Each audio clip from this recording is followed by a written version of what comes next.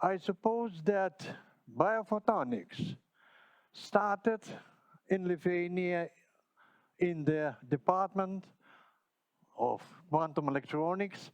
Later was Laser Research Center, now only Laser Research Center, but the roots of this Laser Research Center is the Department of Quantum Electronics. So I would like shortly introduce you what happens. Started from the maybe 70s, what happens with the lasers, but not with the laser, but with the biological object, which is shined by the laser. So really, history is very well known for all of you. It's really the history said that the laser ignited by the Theodor Maiman. It's a pity, but he didn't get the Nobel Prize. But this is first laser, ruby laser, was produced by himself. So, and same very interesting history that the laser firstly was introduced into biology. As you see, Leon Goldman, this seems like is the father of the laser medicine. He introduced even at the same time in 1960, first time used the ruby laser in ophthalmology. So the laser which produced by the Maiman, the first laser in the world, and the first application in ophthalmology, and exactly on the cancer, on the tumor. So it's closely related with all my experience from the, seems like 50 years ago. Really, this is interesting, okay, but our presentation is related with the biophotonics and application lasers in biology and medicine in the as the starting point in our Laser Research Center.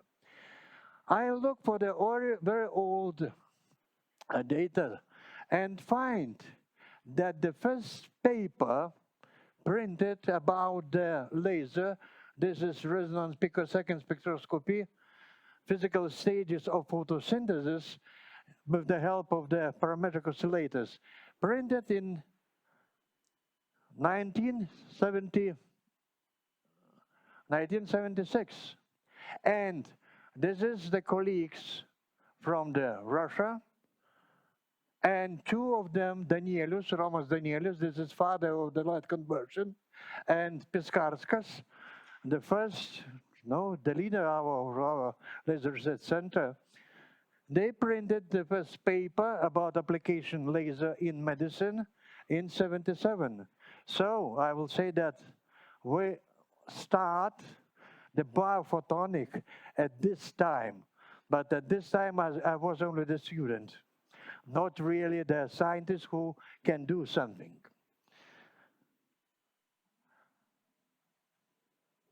My introduction to the lasers and the biophotonics appears from very interesting paper. The paper in Quantum Electronica. This is the name in Russia. But at this time, because the editor of this, the first editor of this Quantum Electronics, the journal, this is Nikolai Gennadievich Basov. He got the Nobel Prize on the producing of the lasers. It's a little bit strange. The Maiman produced the first laser in the world, and after 4 years, the two guys from the Russian, one from the UK, got the Nobel Prize of the lasers. So, but nevertheless, we, together with the father of the light conversion, Romas Danielius, started communicate and maybe to make something more interesting than lasers and chemistry and biology.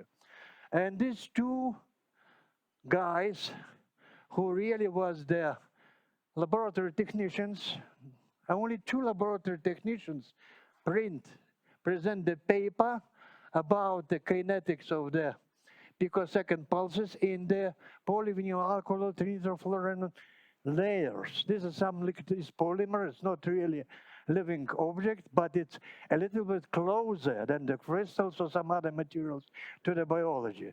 So, and I suppose that was the point of which is pushing me to the direction of the biophysics, biomedicine, and biological objects.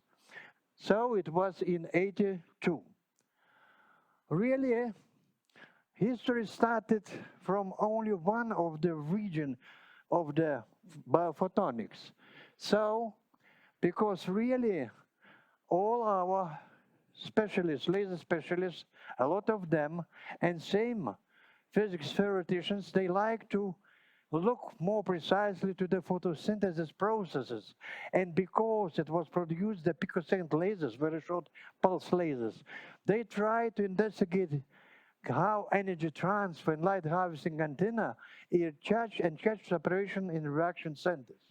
Therefore, from 77 till 84, all biophotonics was related to the photosynthesis. But in '84, then I returned back from the Moscow. After defending my doctoral thesis at Moscow University, this area stopped a little bit. Problem was that our biochemists in Lithuania was not so strong. They didn't have possibility to produce the light harvesting antenna and reaction center separate from the living objects, from the photosynthetic bacteria, from the plant. Therefore, we have to start to think about what we will do in future. And really, in '85, there was big discussion about possibilities or about areas that it's possible to use the lasers. And one of the possibilities was very nice because in '78, the research group published data about treatment about 25 patients with the tumors in various locations with photodynamic therapy. It seems like that there is new methods of the treating of the cancer. So not chemistry, not gamma therapy, not surgery, but these new methods, photodynamic therapy, so to initiate some photochemical reaction inside of the tumor and destroy the tumor. So, and that was lucky because the leaders or who discussed with us about these possibilities was quite well-known persons. This is Professor Piskarskas, our leader of Laser Research Center. Benediktas Juotka, he very strong biochemist. And same, in our company, we invited the Professor Mironov.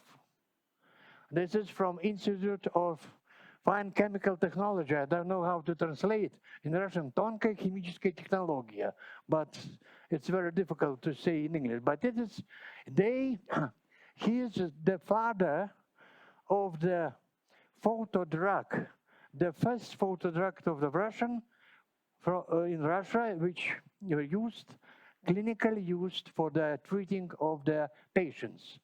So we start to discuss about possibility, and same colleague from the Belarus, it's same related with the Belarusian photo drug, because in Belarus they produced own photo drug on basis of the chlorine E6. And Professor Mironov found hematoporphyrin diacetate, hematoporphyrin pigment in the Belarus from the chlorine E6. So, in the cooperation between two groups, because really in this area was involved, seems like the biophotonics group, then I returned back from the Moscow, and same Ričardas Gediminas, because he was interested in very nice excitation relaxation process in different pigment, different molecules, and same, it was interesting to test what happens with the photosensitizer, photo drug, which is used in clinic, because really the starting point of photodynamic therapy, this is exciting of the photo drug and relaxation from the excited state to the singlet state to the triplet state, generation of singlet oxygen, and so on. So therefore, in 85 was the group which is biophotonic will be separated between two or unified between two groups in the Laser Research Center. And the main leader of this was Romas Danielius, who always was responsible for the laser technique for the measurements on the biological objects. Yeah. Really, the principle of photodynamic therapy is very simple. After injection of photodrug into organism, its transport to the cancerous tissue, because the specificity of the tissue, the blood system is more leaky than normal organism, and same lymphatic drainage is different from the normal cells. Therefore, we bigger accumulation, primarily the photodrug distribute in the whole organism, and after that, different accumulation in the cancer cells. It's possible that about 100 more molecules of photodrug, it's possible to find in the cancerous cells. But the problem is very interesting, that it's photodrug in the dark, it's not dangerous. In the case of the gamma therapy or chemotherapy or surgery, in the case of the surgery, you have to know exactly there is a border between the normal and cancerous tissue. In case of the chemotherapy, for the chemotherapeutic drugs, there's no difference. It's the normal cell or the cancer. If on the way, we kill all of them. Same with gamma therapy. It's very difficult concentrate the laser exactly inside of the cancer, because it's possible if you put the whole system in the middle of the cancer, but so it's impossible to produce a so small system to make something in the cancerous tissue. So, and only then irradiated with the laser for the absorption band of the photodrug, we initiated some biochemical processes. We initiate the generation of singlet oxygen, which is the main damaging object. So we can destroy or to or to make the tumor necrosis. So really, it's very interesting because we use the laser picosecond lasers, so very short pulses. It's very nice to initiate the first reaction. A photosensitized after activation by light goes to the excited singlet state, and there is possibility for the fluorescence. But mostly the photosensitized select that the energy will go to the triplet state. And the triplet state is low and long time living. Therefore, there is enough time to migrate the oxygen to close to the photodrug and to generate the singlet oxygen, which is terrible for the cancer. So really, it's quite complicated scheme, because really, after the singlet state, excited singlet state, and to go through the interconversion to the triplet state, it's possible to create 5 first type and second type some photochemical reactions, and all of them have some possibility to destroy the cancerous tissue. But it was shown by the Tom Doubleman that mostly the 95% it's generated or is the dangerous. This is singlet oxygen. Normally we have a lot of oxygen here in the air, but the nature make the very interesting thing. The oxygen, the main state is the triplet state.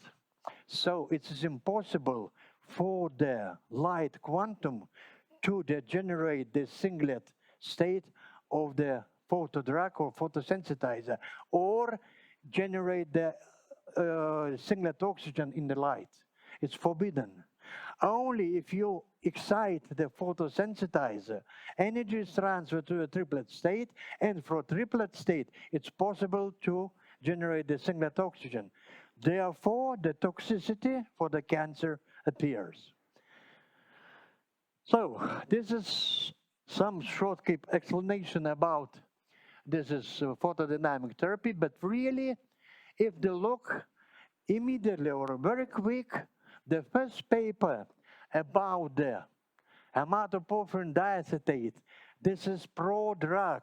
This is the basic porphyrin molecule from which Mironov produced the Russian photo drug. So, as specialists in the lasers, we tested the singlet and triplet absorption of hematoporphyrin acetate. In 1986, the first paper was printed. It's a little bit new for us, so it's very difficult to understand a lot, but the physics of this first step in the photodynamic therapy was presented in this article, and together of the preparate, which is presented by Professor Mironov. First presentation, it's interesting, but first presentation about the picosecond parametric oscillators and biological object was in 1986 in the conference in the Bratislava in Prague. And this was conference laser scattering spectroscopy of biological objects. In 1986, that was very difficult for me to present because my English is very poor, same as now. But in any case, it was difficult to speak, but the leader of the section from the Prague, they said, okay, don't worry, I know the Russian language, so I will explain for colleagues if something will be not so good. And here, the first data and the collaboration us, this is the, as you see, this is Professor Yotka. So he presenting the nature faculty and the Department of Biochemistry and Biophysics. He was the leader of this department. And some colleagues were from theoretical physics, Grižauskas Eugenijus, who his residence in the Laser Research Center. But he was involved in these processes. And it's interesting, but this conference, after the presentation, all this materials about the laser scattering, spectroscopy, biological objects. Next conference, the name was LAOS, Laser Application in Life Sciences. From this conference appears the new international European conference, Laser Application in Life Sciences. It seems like shows that this area, it's very interesting for the scientists, and maybe it's possible to do something in this area. So, really, what we studied?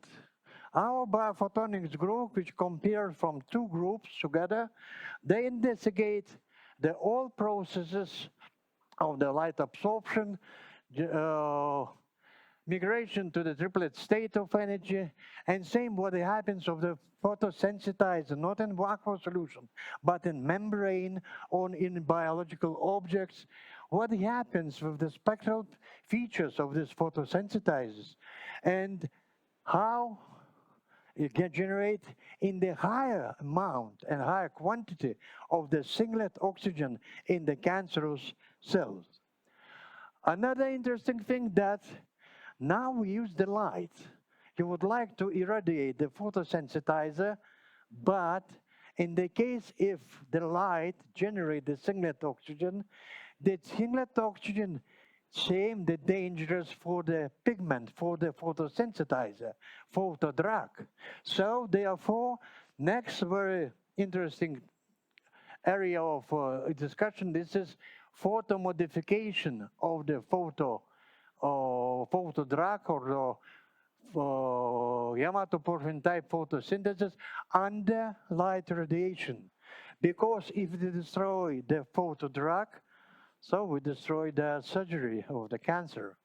So we have to find some ways how to maybe avoid of the singlet oxygen interaction with the photosensitizer. So was very interesting investigations, and we detect that after irradiation, hematoporphyrin, this is UV absorbing molecules, appears. Bilirubin-like porphyrin, this is like 4-pyrolyl ring, but they are in linear structure, and formation of the chlorine and bacteriochlorine type products. And it's very interesting, but these two, chlorine and bacteriochlorine type products, they're active in photodynamic therapy. So first one can produce the photo drug, seems like the modified to the chlorine type, but the chlorine have the absorption in this area. Therefore, it's possible with the another quantum to excite the chlorine type pigment and generate the singlet oxygen. And the next generation of the photo drugs, if the first generation of photodrugs related with the porphyrin type pigments, the next generated MTHPC and some others, seems like the Belarusia photodrug, they produce from the chlorine type pigments, chlorine E6 and chlorine and bacteriochlorine. This is in Germany. So seems like that the investigation of the photomodification of the drugs seems like shows the new direction of development of the cancer photodrugs. And really the main idea and some interesting things that we would like to know exactly the border between cancerous and surgery and normal tissue. So as you see, this is the meat, as I said meat, is possible, but this is experimental from the animals. In this case, this is cancerous tissue and bigger accumulation of the porphyrin type molecules, bigger fluorescence, red fluorescence. This is fluorescence of the photosensitizer. So it's possible to detect where is the cancer, there is the normal tissue. So we produce some laser system for the detection of the border or what is separation of the cancerous and normal tissue. So this was the main three direction of our investigation. And together with us, in this activity was involved the same colleagues from the Lithuanian Oncology Center. And not so far from our starting experiments in '89, the first patient at the Lithuanian Oncology Center was treated with PDT. This was successful because for us was selected patient which is for him it was impossible to make the chemotherapy, gamma therapy, because it's and same it's impossible to change. This is the part of this body. So therefore, it was allowed for us to do photodynamic therapy as an experimental way.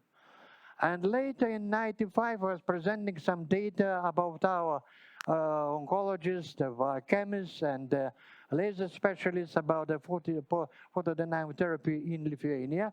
It was in France. And colleagues from France, they start to calculate how many patients treated by PDT in France. And they calculate and find that France was in 10th place. So not the leaders in the PDT. But after that, they start terrible disturb me because you are in the first place. Because we are only the 3 million, and it's about 500 patients was treated in experiments. So in '95, it was the 5th place in the Europe. The patient was treated with PDT. Success was not so big, but really estimation shows that about from the surviving of the 50% with the classical chemotherapy, we increased the surviving till the 70%. So if you treat the 10 patient by chemistry, this is the same time of the cancer. Only the 5 was successful treating, In the case of photodynamic therapy, 7 was successful. So it's not so bad results. And really, so this is an interesting fact that Valerius Milgaičius, which is not involved with Gadona's group or in biophotonics, he was specialist in the laser, create the laser equipment. So with colleagues from the Kaunas, they create this laser. This is laser was created in Lithuania. This is with the fiber, possibility with the connection, and it was used for the treating of the experimented animals. This is shown exactly with the fluorescence, the area of the cancer. You see that there's fluorescence.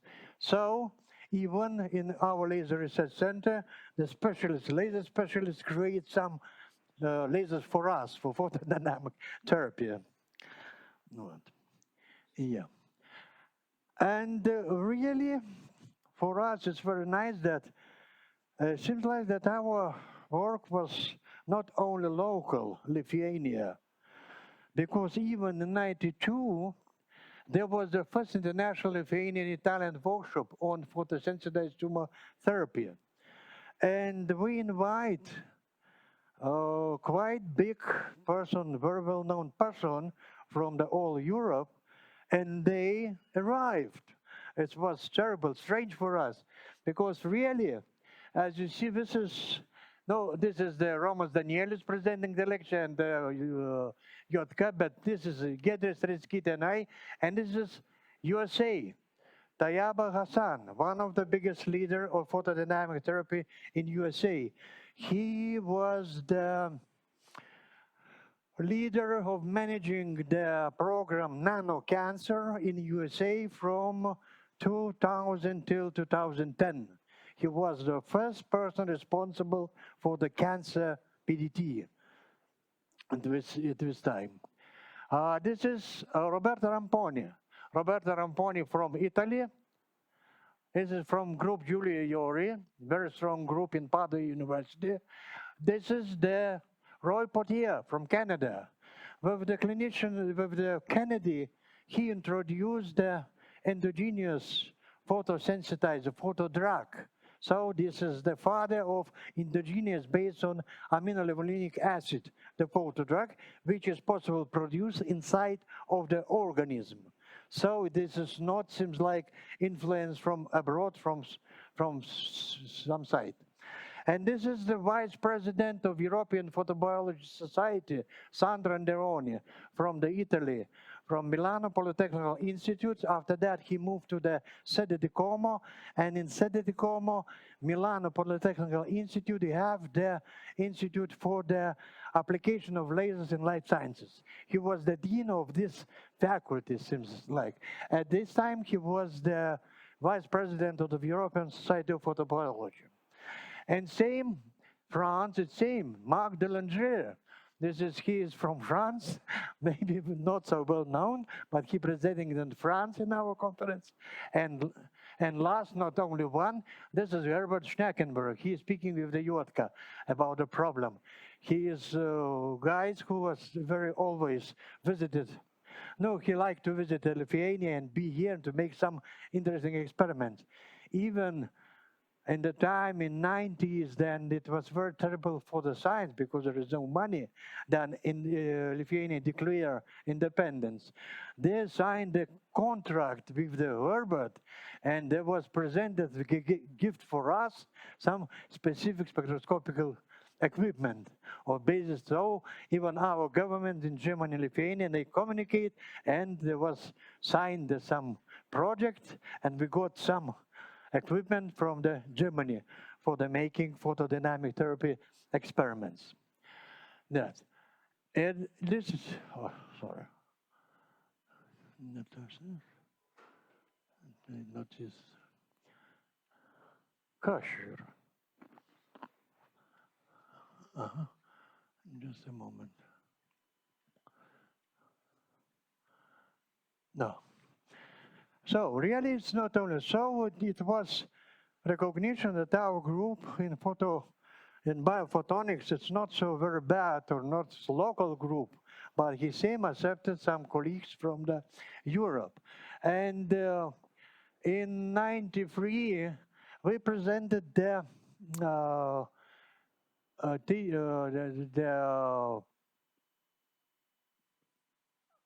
presentation, laser gamma radiation and chemotherapy and treatment of malignant tumor sensitized by porphyrins. And this was in Los Angeles in 93, the conference on photodynamic therapy of the cancer. And 3 persons were selected from the East Europe, or from the region, which was involved in Soviet Union. And this is prize. Oh. So this is the colleague, my colleague from the Russia. This is colleague from the Poland, and this is me. So we got the Professor Maiman Prize, and this is the Professor Maiman. Here, the first laser produced by the Professor Maiman. This is the prize. This is prize of his name, and this is the Professor Yofe from the United States America Association for the Lasers. So even far from the Lithuania in the USA, it's same was like knowledge about what we are doing in the photodynamic therapy of the cancer. Really, not only the strong, young, big professor, doctor, and so on, they make some interesting things in photodynamic therapy. In 95, the Petras Uzienas and Audiciositis, they got their his diploma paper. Both of them, they are separated. Both of them diploma papers was estimated what they're very nice, and they got the Lithuanian Academy of Science. It seems like estimation of that this diploma paper is best in the Lithuania. So same our doctoral student Saulius Bogdanas, same got award and got awarded the diploma, our diploma of young scientist. He's the doctoral studies because he helped to investigate all processes of photo product appearance and photomodification of hematoporphyrin type pigments. So even the young situation, young population, they same have equal influence to the photodynamic therapy and the lasers in the biophotonic. Yeah. So after 5 years, especially we just organized another symposium, and it was not only Lithuanian and Italian symposium in 94, but this is the laser against cancer, and here was a lot of presenters from different countries. The same, we are still active and well known for the all Europe.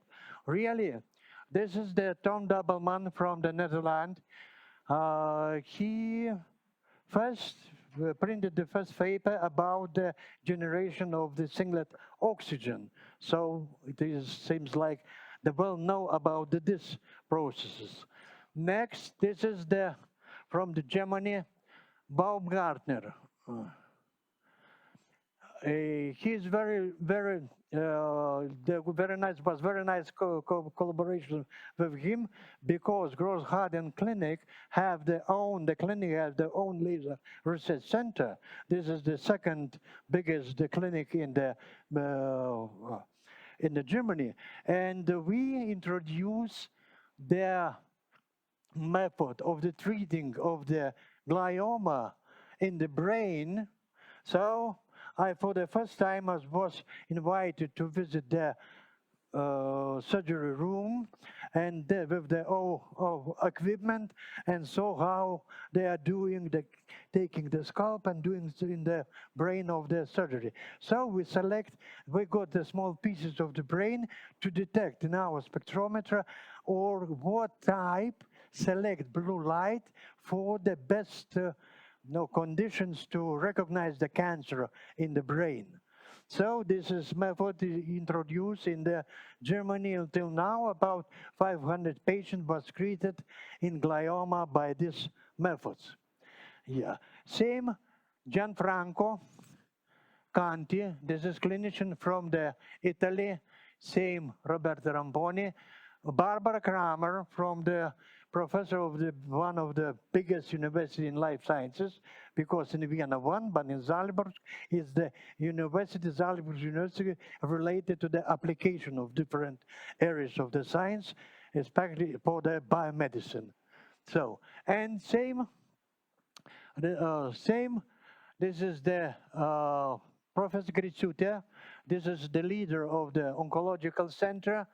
This is our biochemistry department. So always, and this is the company from the Norway, Radium Hospitale, Professor Johan Mohn, and now he is retired professor, and his place, he changed the Professor Mohn Asta Asta Yuzenine, changed. Now she is professor of this department of so he was our student, and she moved to the Norway, and now he's professor in the Norway of the department of the biophysics, and changed the Professor Johan Mohn.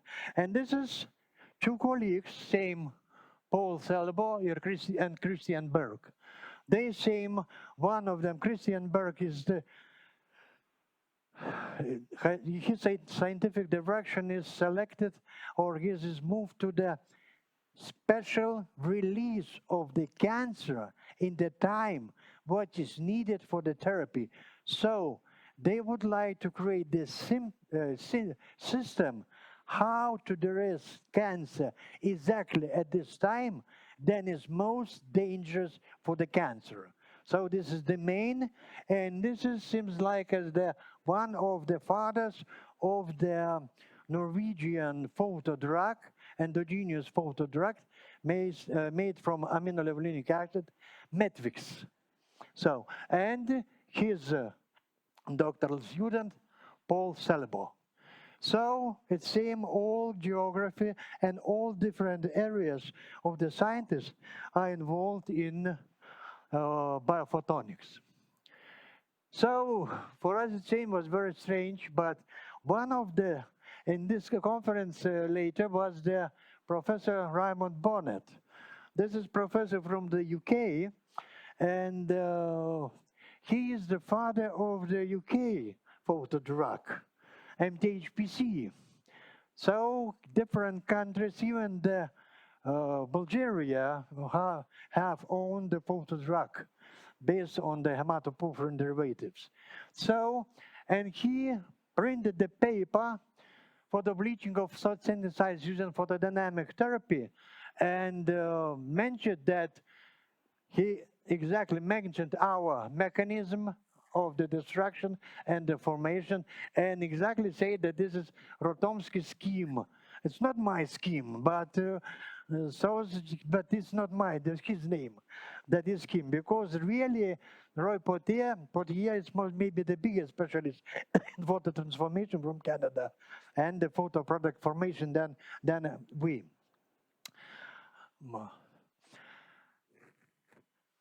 After 97, another 5 years, it's enough quite big time to estimate what happens in the photodynamic therapy.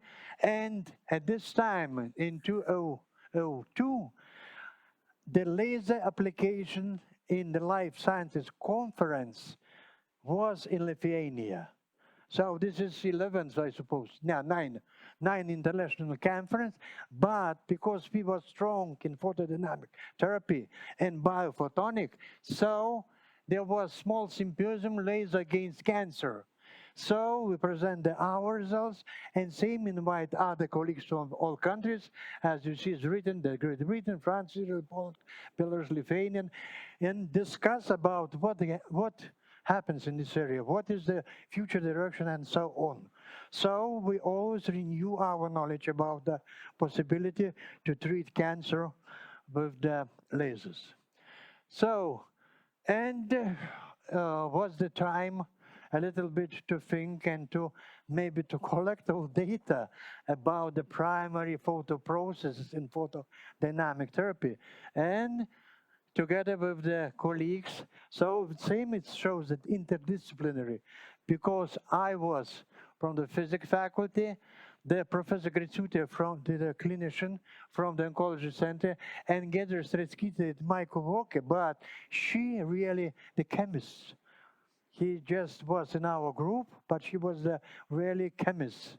So for the treating of the cancer, we need some complex or a collection of different science together doing something good for the treating of the cancer.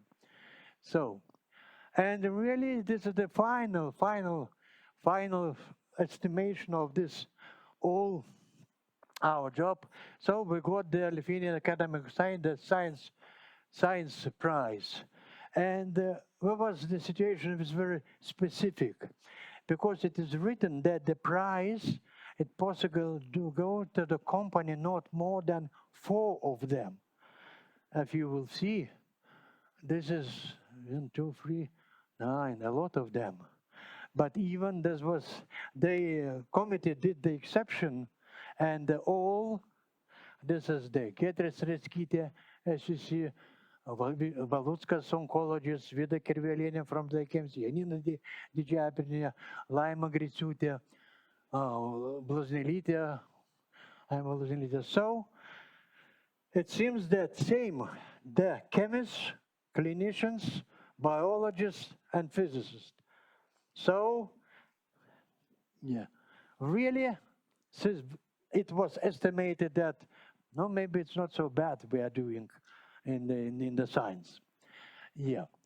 And really, in 2004, we increased the power in the application of the lasers exactly in clinic. Therefore, the director of the Oncology Institute, Konstantinas Paulius Valutskas, who was always managing all different things and with the colleagues in the oncology center. So he is in the Balandžio, it's no, April 1. So decided to create the Biomedical Physics Laboratory, and this laboratory is still working in this area. And now the biophotonics separated not only in the area between different scientists, but same in 2 places. One place in Laser Research Center, still the old roots, and another place in the Oncological Institute. At this time it was, now this is National Cancer Institute. And Virgis Barzda, this is one of the first biophysicists in Lithuania. He's built special laser for the special laser for the doing some science with the cancer. So I suppose that I can start. I have 2 additional, but if somebody like, I can do that. That it's, oh, sorry. I suppose that this is all information about the history. And now this is the additional presentation is related to the, not so long time, but what we do till now. But we still exist, and this is real now is the real our group of the Laboratory of Biomedical Physics. We're not involved, the colleagues from the Biophotonics Laboratory, Saulius Bagdonas, he is sitting, and Agnes is sitting here. So they are presenting, seems like as I, with one hand, I am in the Laser Research Center in the Biophotonic group. And together I am ruling some science in National Cancer Institute. So thank you very much. That's all.